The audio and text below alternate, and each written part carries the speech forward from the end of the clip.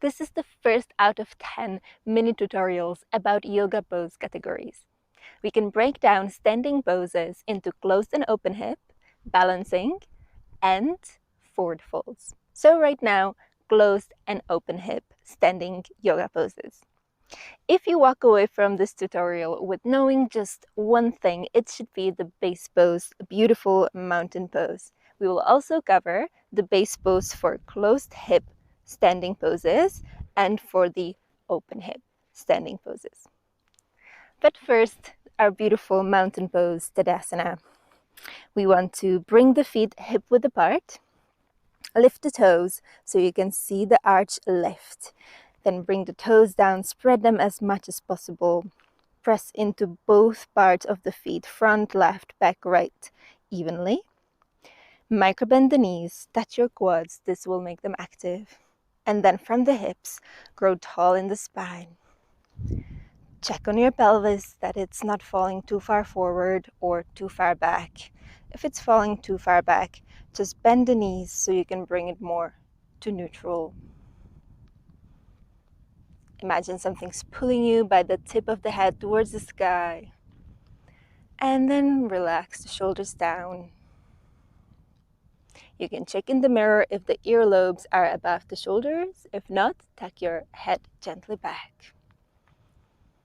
Start breathing and pressing into the feet.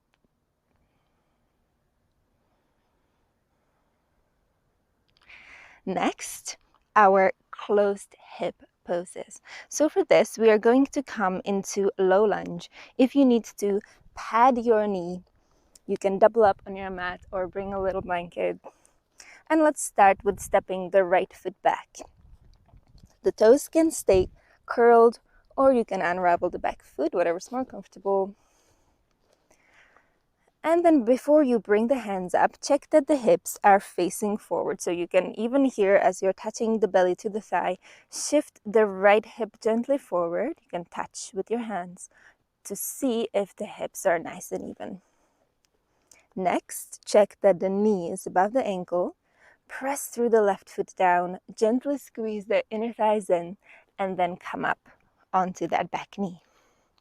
So again, check that the hips are nicely facing forward. And then let's check on the tailbone. Check on the pelvis the same way we checked on it in mountain pose. It's not falling too far forward or too far back. Bring it to neutral. Bring the lower ribs in. And again, relax the shoulders down. Keep the hands on the hips. This is our base for our closed hip standing poses. You can stay here if you're still working on like strength or if this just feels like a lot. On the upper body, we want to, same like in Tadasana, keep the lower ribs in, opening the chest and relaxing the shoulders down. If you like, you can curl the back toes under and lift the hips. And now we are in lunge pose.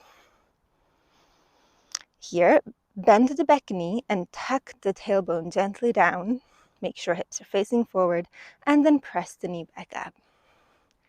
Check the pelvis is nice and neutral, both hips facing forward, and then also the torso. You can add the arms, keep going through your checklist.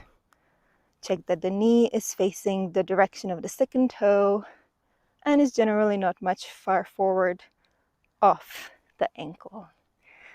And then release the back knee down. You can practice and repeat this on the other side. And if you even remember one new thing, it's great.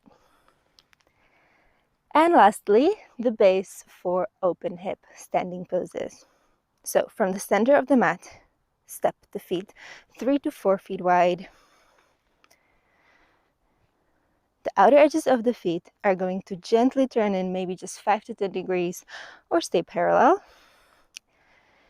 Next alignment point is our knees. So we don't want them falling in. We want them nice and active. So for this, we want to again activate the arches, same like we did in mountain pose. And next, we want to check on our pelvis. Check that the pelvis is in the same plane as the knees and the ankles. Check that it's not falling forward or back. Press into both feet evenly. And then check that the upper body is in Tadasana also. The lower ribs in and shoulders gently relaxed.